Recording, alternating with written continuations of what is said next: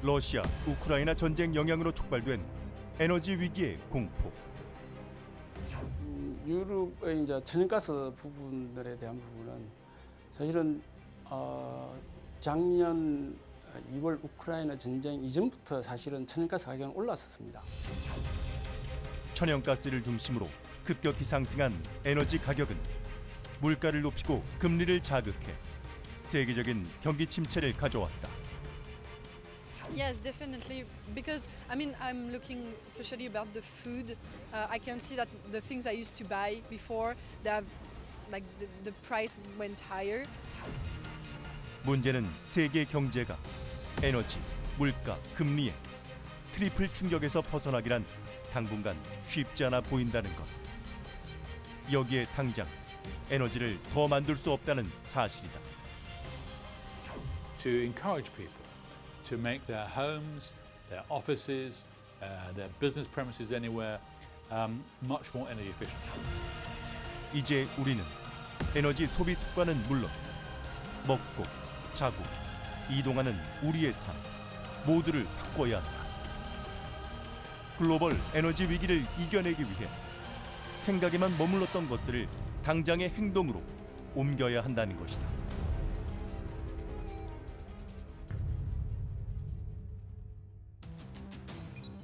영국 런던의 겨울은 날씨를 꽤 예측하기 어렵습니다. 두꺼운 옷과 함께 목도리를 둘러맨 사람들로부터 반팔에 반바지를 입고 거리를 걷는 사람까지. 변화무쌍한 날씨 탓에 사람들의 옷차림도 다양하죠.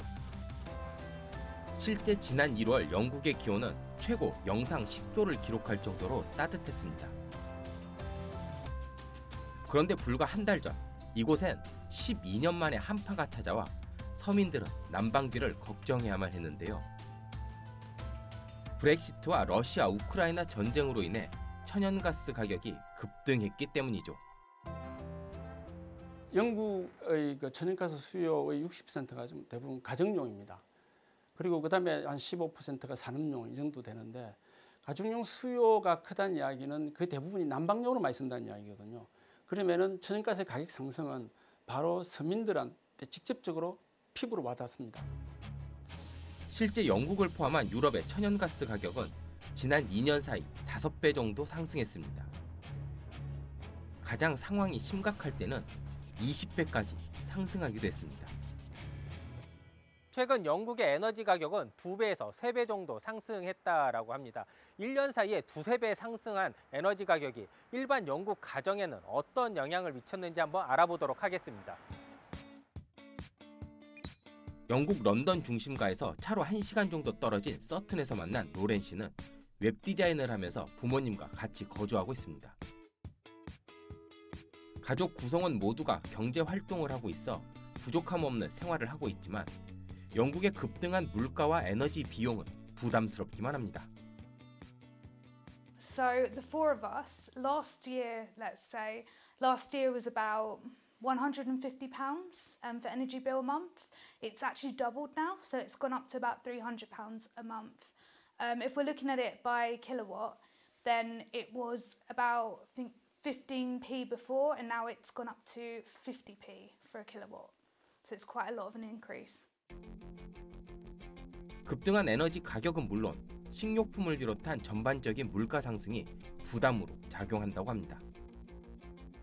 여기에 영국 역시 최근 급등한 물가를 잡기 위해 금리를 급격히 올리고 있어 조만간 독립을 생각하고 있는 로렌 씨의 걱정은 이만저만이 아닙니다. Yeah, I think that's a massive worry. First of all, it's the interest rates on on borrowing from the banks has gone up for housing, so that's just the first hurdle. But then once we've actually moved in, we've got to think about things like energy costs and gas bills, and it is really daunting and it's very, very scary to think about the future because I just don't know how we're going to deal with it. 대학생 직장인 커플인 윌리엄과 로라는 갑자기 3배 넘게 오른 에너지 비용이 감당되지 않는다고 합니다. 최근에는 날씨가 좋아져서 괜찮지만 지난 12월 추위에는 갑자기 오른 난방비가 부담돼 난방을 제대로 하지 못했습니다. So it's been making a big difference. We've increased our just energy costs, just for electricity. They've gone up by 3 times. So before £50 for instance would get us through a few weeks. Now it gets us through 1 week. 3배나 오른 에너지 비용 때문에 윌리엄과 로라는 에너지 비용에 나가는 전기 히터 사용을 포기했다고 합니다. 전기 요금만 많이 나오고 집을 충분히 따뜻하게 만들지 못한 효율 탓에 굳이 비싼 전기를 이용하는 난방기구를 사용할 필요성을 느끼지 못했기 때문인데요. The reason we don't use the electric heaters that were here in the first place is because just one of them per night accumulates £10. So that is very, very noticeable amount of the meter gone, and they don't heat up the room so you can actually feel cozy inside. That's one of the reasons we don't use them. 갑자기 3배 넘게 상승한 에너지 비용과 폭등한 물가로 인해 윌리엄과 로라의 생활은 점점 어려워지고 있다고 합니다. 영국 정부가 에너지 비용에 대한 지원을 하고 있지만 지원을 받는 입장에선 여전히 아쉬움이 남습니다. So it gives £400, has a £400 support scheme, and you get them in £67 vouchers for a few different times till it adds up to 400 over the course of the winter to help out.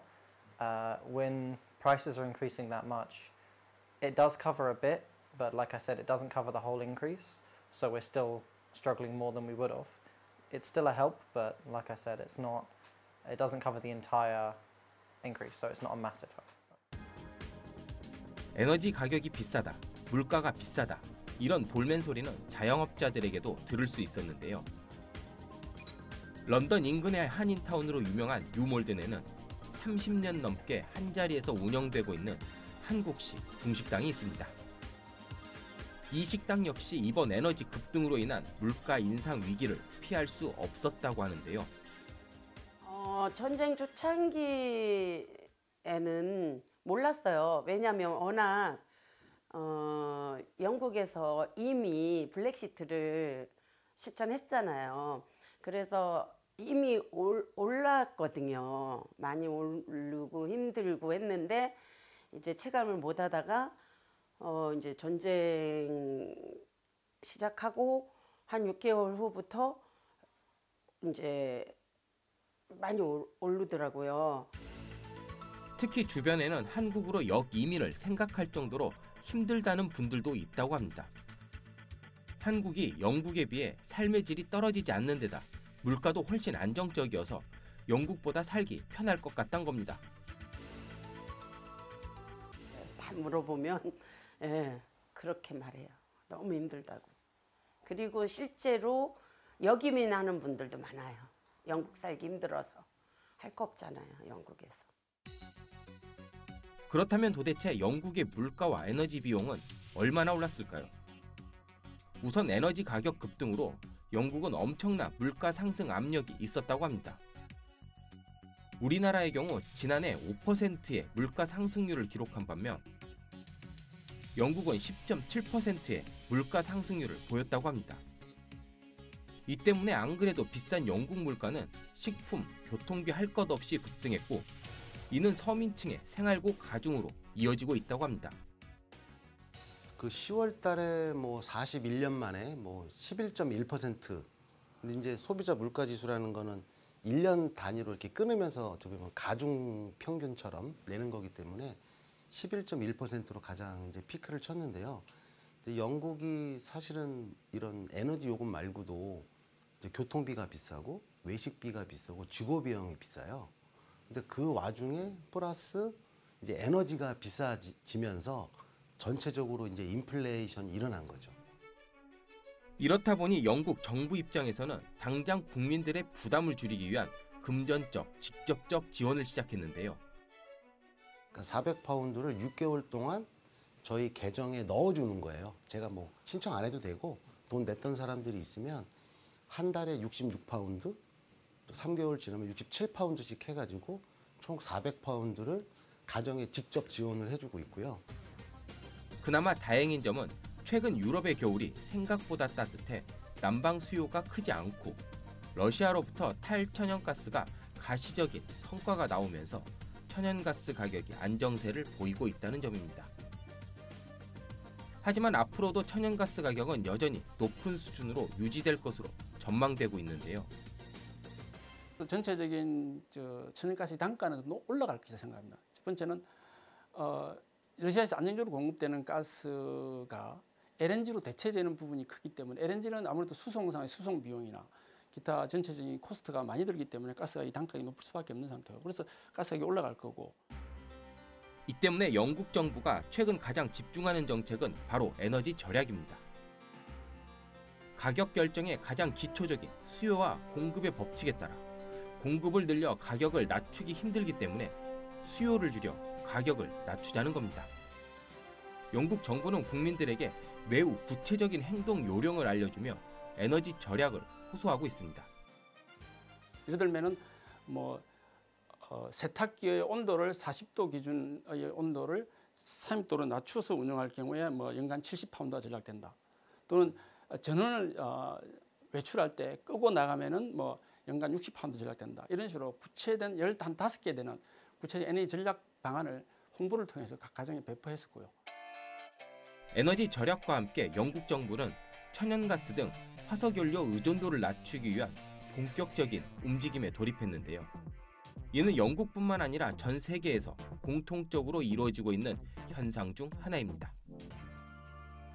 전 세계적으로 에너지 안보에 대한 경각심이 높아지면서 여러 에너지원에 대한 관심이 높아지고 있습니다.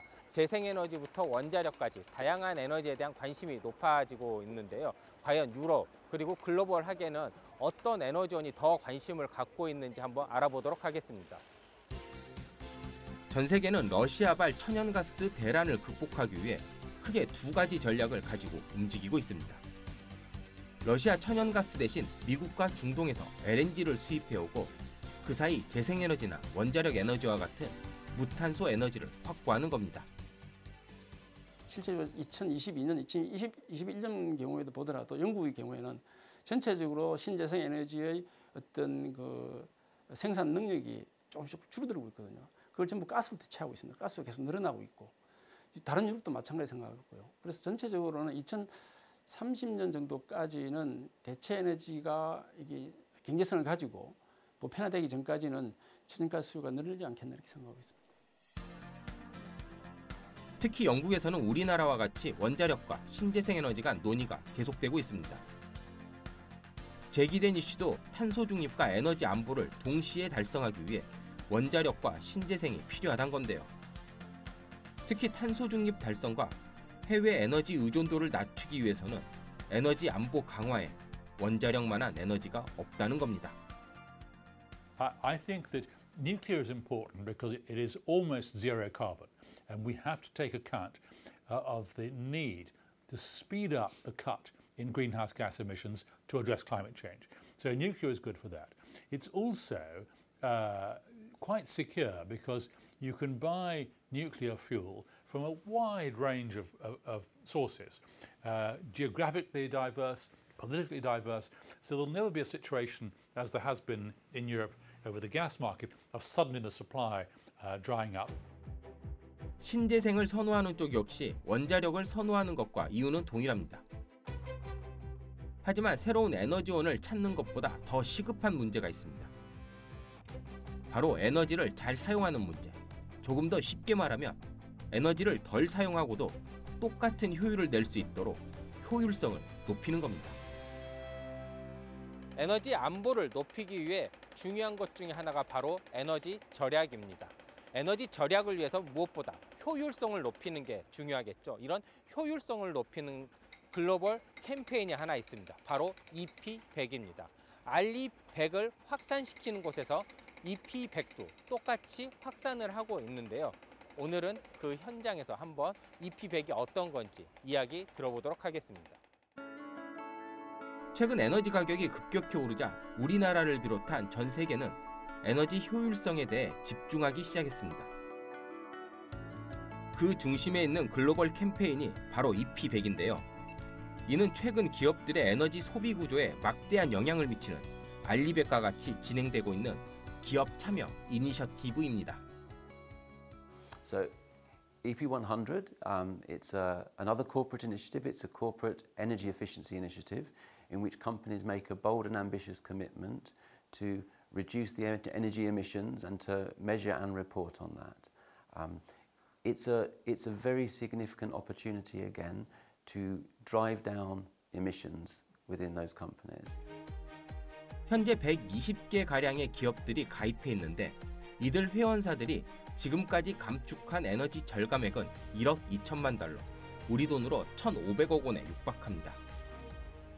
그리고 이런 노력들이 모아지면 국제에너지기구는 온실가스 배출량 감소의 약 40%가량을 에너지 효율을 높이는 것만으로 해결할 수 있을 것으로 전망하고 있습니다. 특히 에너지 효율 향상 사업은 최근 우리 경제에 침체된 분야로 알려진 건설업과 제조업에 새로운 활력을 줄 것으로 기대를 모으고 있는데요. So within EP100, we have companies from a number of different sectors, particularly often in the building sector, where there is significant operation in terms of the introduction and growth of green buildings, and then also importantly in manufacturing, where in terms of industrial processes and the efficiency of the use of those processes, this becomes important. I have to say this is one of the reasons we're really interested in the potential for growth of EP100 in the Asia-Pacific region and in South Korea. We know the strength of manufacturing industry in the region, and so this becomes one of the most important parts that we see change can happen on this area. 그렇다면 우리나라의 최근 에너지 상황은 어떨까요? 다행히 우리나라는 난방에 필요한 천연가스 등 에너지가 부족한 상황은 아닙니다. 러시아로부터 수입하는 석유 천연가스가 애초에 많지도 않은 데다 정부와 관련 공기업들의 노력으로 에너지 비축도 일정량 이상 해놨기 때문인데요. 하지만 최근 급격히 오른 국제 에너지 가격 탓에 영국이나 유럽만큼은 아니지만 에너지 요금이 35% 넘게 상승했습니다. 서울에서 자취를 하고 있는 보경 씨는 갑자기 난방비가 2배나 뛰었다고 합니다. 진짜 2배가 올랐어요. 원래 48,000원이 나오다가 93,000원이 나왔어요. 한 달 사이에. 사용량이 조금 더 쓰기는 했는데 그래도 이게 금액이 2배가 돼버리니까 확실히 난방비 폭탄이 맞구나. 왜 다들 이렇게 난방비가 너무 많이 나온다 이런 얘기를 했는지 이제 알 것 같은. 보경 씨는 난방비를 줄이기 위해 여러 대안을 내보고 있는데요. 그리고 평소보다 보일러 관리를 철저히 해 새는 에너지도마가 난방비를 줄여볼 거라고 합니다. 원래는 전기장판을 사용을 안 했었는데 이번에 전기장판을 구입을 하게 됐고요. 그리고 원래 이제 뭐 항상 2시간으로 예약을 해놓고 갔었어요. 그런데 이번에 4시간으로 바꾼다던가 좀 오래 집을 비울 때는 외출로 아예 바꿔버린다던가 그리고 설거지 같은 것도 항상 온수 뜨겁게 하다가 이제 조금 온수 안 틀고 차갑게 한다던가 그렇게 조금 아끼고 있어요. 그리고 옷 제가 방이 하나가 더 있는데 거기는 아예 잠궈놨어요. 보경 씨와 같이 최근 많은 국민들이 난방비 절약을 위해 여러 노력을 병행하고 있는데요. 그렇다면 국민들의 참여를 이끌기 위해 정부나 공공부문은 어떻게 에너지를 사용하고 있을까요? 러시아와 우크라이나 전쟁 이후 전 세계는 극심한 에너지난에 시달리고 있습니다. 영국을 비롯한 유럽 여러 나라들은 강력한 에너지 절약 정책을 시행하고 있는데요. 우리나라도 상황은 비슷합니다. 공공기관을 중심으로 에너지 10%를 줄이기 위해 여러 정책을 시행하고 있는데요. 오늘은 그 현장을 한번 직접 가보도록 하겠습니다. 본격적인 추이가 시작되기 전인 지난 2022년 11월 에너지 다이어트 10이란 타이틀을 가지고 정부와 공공기관, 기업들이 에너지 10%를 줄이겠다고 약속을 했습니다. 불필요한 조명은 끄고 과도한 난방은 자제하는 등 조금씩 노력하며 에너지 절약 목표 달성도 가능할 텐데요. 예, 좀 전 세계적으로 에너지 위기입니다. 예, 유럽은 지금 에너지가 정말 대란이 난 상태고요. 저희도 수입에 의존하고 있기 때문에 자유롭지 못합니다. 오늘 여러 공공기관, 그다음에 민간, 그다음에 교육단체, 종교단체, 시민단체 모두가 에너지 절약에 동참해주는 그 스포츠가 되기로 약속했습니다. 그렇다면 실제 공공부문에서는 어떻게 에너지를 절약하고 있을까요? 대구 혁신도시 내에 위치한 가스공사는 천연가스를 수입해 공급하는 공기업입니다. 대표적인 에너지 공기업인데 정부 정책에 따라 실내 온도는 17도씨로 유지하고 있는데요.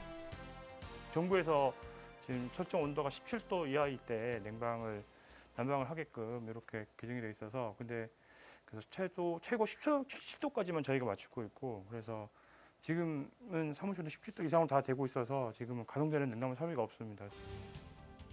이외에도 조명 끄기, 개인 난방 사용 제한 등 공공기관 에너지 10% 절감을 달성하기 위해 다양한 방안을 시행하고 있는데요.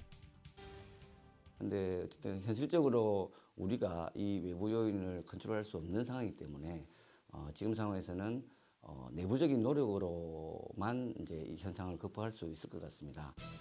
임직원들도 에너지 절약에 힘을 보태기 위해 패딩과 핫팩 등 비전열 도구를 이용해 추위를 극복하고 있습니다. 하지만 국민 모두에게 절약을 강요할 수는 없습니다.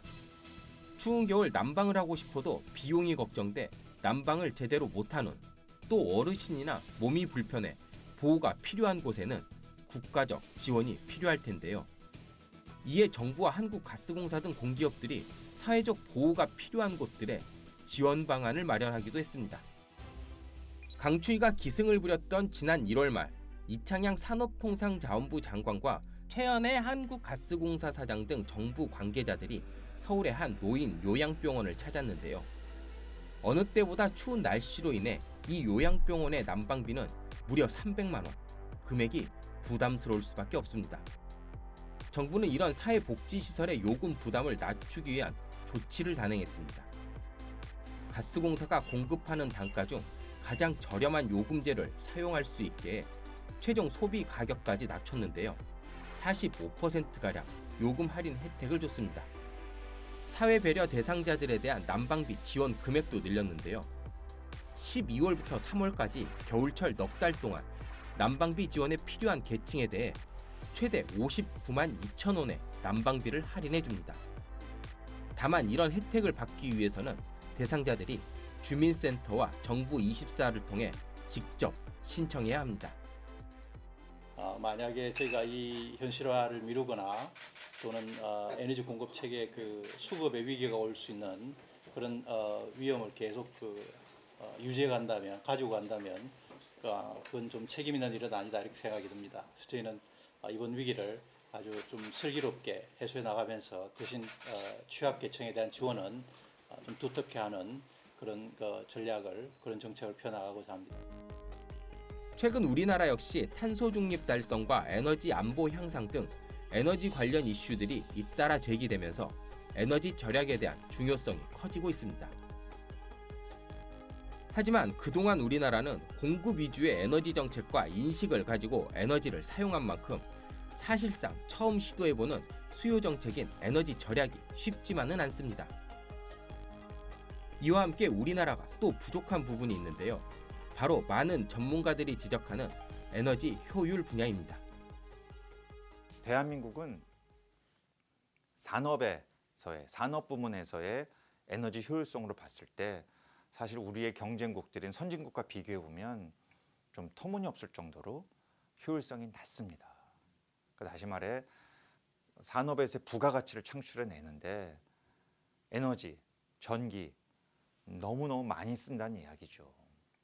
저는 이게 기업들이 절약 정신이 없어서 에너지가 남아 돌아서 돈이 남아 돌아서 전혀 아니라고 보고요. 기업이 에너지 효율에 투자할 유인이 없는 거예요. 이 때문에 우리나라 역시 에너지 안보를 높이기 위해서라도 바로 에너지 효율 향상을 위한 노력을 기울여야 하는데요. 정부나 기업, 가정 등 모든 에너지 소비 주체들의 지금까지 에너지에 대한 인식이 변화해야 한다는 조언이 나오고 있습니다. 특히 변화에 즉각적인 효과가 있는 경제적인 시그널, 즉 요금 정상화 등 에너지에 대한 인식을 바꾸기 위한 선행 조치가 필요하다고 합니다. 무엇보다도 에너지 안보 차원에서라도 대한민국은 93%의 에너지를 1차 에너지 수입하는 나라이기 때문에 화석 연료가 하나도 안 나는 나라잖아요. 이 엄중함을 우리가 인식하고 에너지 효율을 높이기 위한 정책적인 노력, 제도적인 노력, 경제 주체들에게 정확한 시그널을 제공해서 행동을 바꿀 수 있는 노력을 만들어줘야 한다. 꼭 강조하고 싶습니다. 공급망 재편과 무역 규제, 탄소 중립과 러시아 우크라이나 전쟁과 같은 변수로 인해 모든 에너지 시장의 상황이 급변. 전 세계는 에너지 수급 위기를 맞고 있다. 이러한 에너지 위기의 문제는 단기적으로 해결되기 어렵다는 전제하에 대비책을 마련하는 것이 최선이다. 따라서 국가의 에너지 안보 문제를 해결하기 위해서는 에너지 절약 및 에너지 효율화가 가장 합리적인 해결책이 아닐까. 결국 에너지 절약은 선택이 아닌 생존을 위한 필수 조건인 것이다.